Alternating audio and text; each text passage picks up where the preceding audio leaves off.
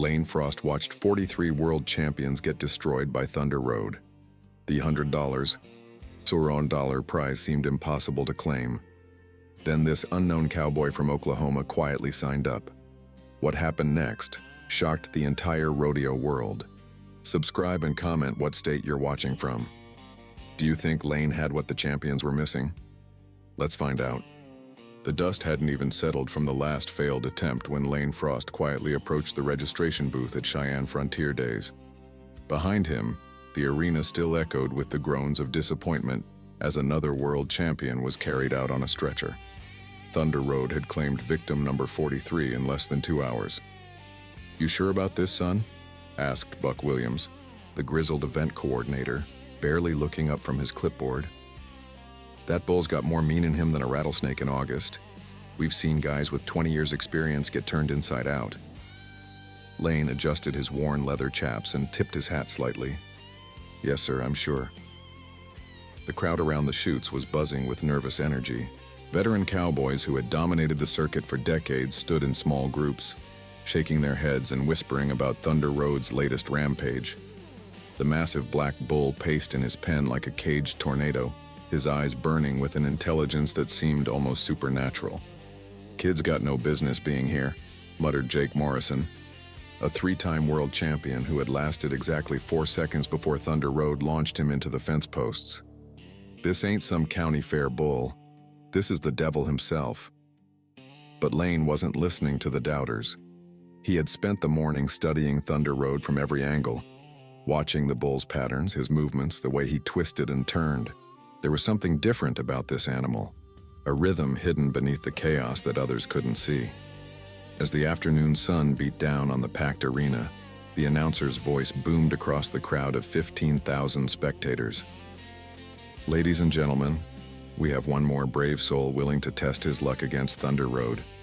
From Atoka, Oklahoma, weighing in at 175 pounds, please welcome Lane Frost." A collective murmur rippled through the stands. Most people had never heard the name before. In the VIP section, wealthy ranchers and rodeo sponsors shook their heads in disbelief. "Who is this kid?" asked Senator Richard Hayes, who had flown in specifically to watch Thunder Road's legendary streak continue. "I've got money riding on nobody making the 8-second buzzer today." Down in the arena, Lane began his preparation ritual. He wrapped his riding hand methodically, each loop of rope a meditation. The other cowboys watched with a mixture of curiosity and pity. This wasn't just any bull. Thunder Road had ended careers, shattered bones, and crushed the spirits of men who had conquered every other challenge the rodeo world could throw at them. "You got family, boy?" asked Red Patterson, a weathered cowboy who had watched Thunder Road demolish his own son just months earlier. "Might want to call them before you climb on that beast." Lane smiled quietly. "My family knows where I am." What the crowd didn't know was that Lane had been secretly studying Thunder Road for over a year. While other cowboys relied on brute strength and traditional techniques, Lane had developed an unconventional approach. He understood that Thunder Road wasn't just powerful, he was smart. The bull had learned to anticipate every move the cowboys made, every shift in weight, every attempt at control. As Lane approached the chutes, Thunder Road seemed to sense something different. The massive bull stopped pacing and turned his massive head toward the young cowboy. For a moment that felt like an eternity. Man and beast locked eyes. There was no hatred in Thunder Road's gaze, only recognition, as if he had finally found someone worthy of his respect. The arena fell eerily quiet. Even the vendors stopped hawking their wares. 15,000 people held their breath as Lane climbed the rails and positioned himself above Thunder Road. The bull stood perfectly still, almost as if he were waiting. "This is either the bravest thing I've ever seen," whispered Buck Williams into his radio, "or the most foolish."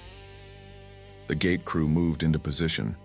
The timer reset to 0, and somewhere in the crowd a child asked his father, "Daddy, why does that cowboy look so calm?" The moment Lane lowered himself onto Thunder Road's back, something extraordinary happened. Instead of the explosive eruption everyone expected, the bull remained completely motionless. The silence in the arena was deafening. 15,000 people watching a scene that defied everything they knew about rodeo. What's he waiting for? Senator Hayes leaned forward in his seat, his expensive cigar forgotten between his fingers. Lane didn't rush. While every other cowboy had immediately called for the gate, Lane took his time settling in. He adjusted his position twice, then whispered something into Thunder Road's ear that no one else could hear. The bull's ears twitched, and for the first time in his career, Thunder Road actually turned his head to look back at his rider. "I've never seen anything like this," the announcer's voice crackled with disbelief. "Thunder Road appears to be communicating with Lane Frost." In the crowd, Jake Morrison stood frozen against the fence. "That bull's killed the spirit of every man who's tried to ride him. What's different about this kid?" Finally, Lane nodded to the gate crew. "Let's dance, partner," he said quietly. The gate exploded open. Thunder Road launched into the arena with the fury of a Category 5 hurricane. But something was different. Instead of the wild, unpredictable chaos that had destroyed 43 champions, there was a strange rhythm to his movements. Lane moved with him like he had been reading Thunder Road's mind for years. The bull spun left. Lane was already there. Thunder Road jackknifed forward. Lane's body flowed with the motion like water. When the massive animal launched himself 8 feet into the air in his signature move that had hospitalized dozens of riders, Lane somehow stayed centered, his free hand dancing above his head with an almost artistic grace. 2 seconds, the announcer shouted. 3 seconds. Ladies and gentlemen, Lane Frost is still aboard. The crowd erupted. Cowboys who had been whispering about the foolish kid from Oklahoma were now on their feet, screaming. In the VIP section, million-dollar bets were being frantically recalculated. But Thunder Road wasn't finished. The bull had one more trick, a violent spinning motion followed by a sudden stop that had broken the backs of 3 riders. As he began the maneuver, Lane did something no one had ever seen before. Instead of fighting against the spin, he leaned into it, using Thunder Road's own momentum to maintain his balance. 5 seconds. 6 seconds. Red Patterson grabbed Buck Williams's arm. "That boy's not just riding Thunder Road, he's partnering with him." The bull seemed to realize it too. For 43 riders, Thunder Road had been in complete control, dominating every second of every ride. But now, for the first time, he had met someone who understood him. The bull's movements began to change, becoming less about destruction and more about performance. 7 seconds. The entire arena was on its feet. Seasoned cowboys were crying. Rich ranchers were throwing their hats in the air. Children were climbing on their fathers' shoulders to get a better view of history being made. Thunder Road made one final, magnificent leap, a move so beautiful and powerful it seemed choreographed. Lane rode it like he was born in the saddle, his body perfectly synchronized with the bull's rhythm. As they came down together, something magical happened. The buzzer sounded. 8 seconds. But neither Lane nor Thunder Road stopped. For another 3 seconds, they continued their dance, and when Lane finally dismounted, he didn't run away like every other cowboy had done. Instead, he walked over to Thunder Road and placed his hand on the bull's massive head. Thunder Road, the most feared animal in professional rodeo, stood perfectly still and allowed it. The crowd's roar was so loud it could be heard 3 miles away. Grown men were weeping openly. Veteran cowboys were throwing their hats in the dirt and applauding like they had witnessed a miracle. In 27 years of announcing rodeo, the voice over the loudspeaker was barely audible above the chaos. I have never seen anything like what just happened here today, but the biggest surprise was yet to come. As Lane walked toward the exit gate, Thunder Road did something unprecedented. He followed. The massive bull, who had never shown anything but aggression toward humans, was walking behind the young cowboy like a loyal dog. Buck Williams stood frozen in disbelief. In 30 years of rodeo, I've never seen a bull follow a rider out of the arena. The crowd fell silent again, watching this impossible scene unfold. Lane turned around and faced Thunder Road one more time. The bull approached slowly and gently nudged Lane's shoulder with his enormous head. It was a gesture of respect, perhaps even friendship. "Ladies and gentlemen," the announcer's voice cracked with emotion, "what we've witnessed today goes beyond rodeo." This was a conversation between two souls who speak the same language. As officials rushed to present Lane with the $100 check, he stood there covered in dust, his hair matted with sweat, but his eyes shining with something that went deeper than victory. He had proved something that every cowboy dreams of proving, that courage combined with understanding could overcome any challenge. Senator Hayes made his way down to the arena floor, shaking his head in amazement. "Son, I've been coming to this rodeo for 15 years.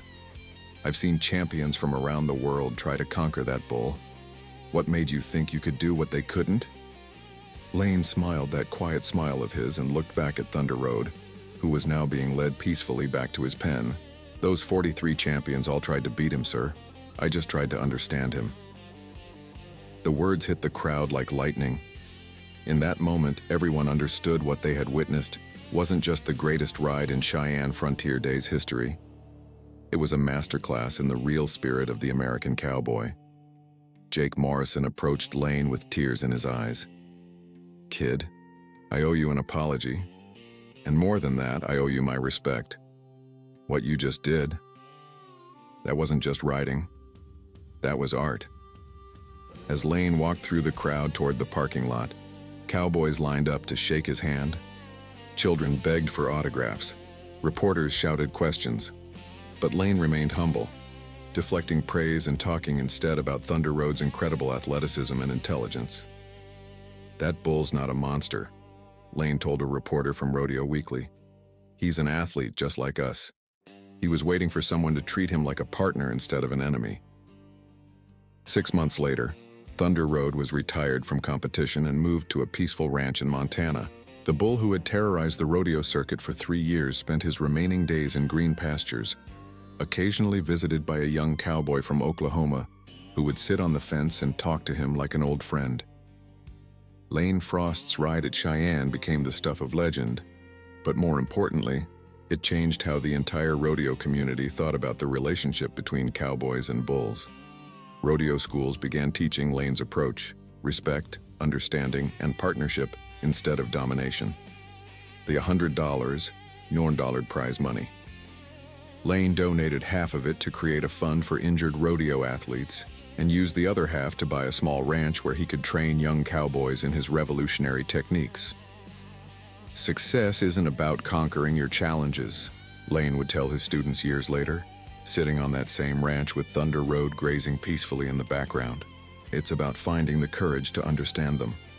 And somewhere in the distance, the spirit of the American West, built on respect, courage, and the unbreakable bond between man and beast, continued to ride on, one 8-second journey at a time. The legend of Lane Frost and Thunder Road proved that the greatest victories come not from defeating our challenges, but from finding the wisdom to dance with them.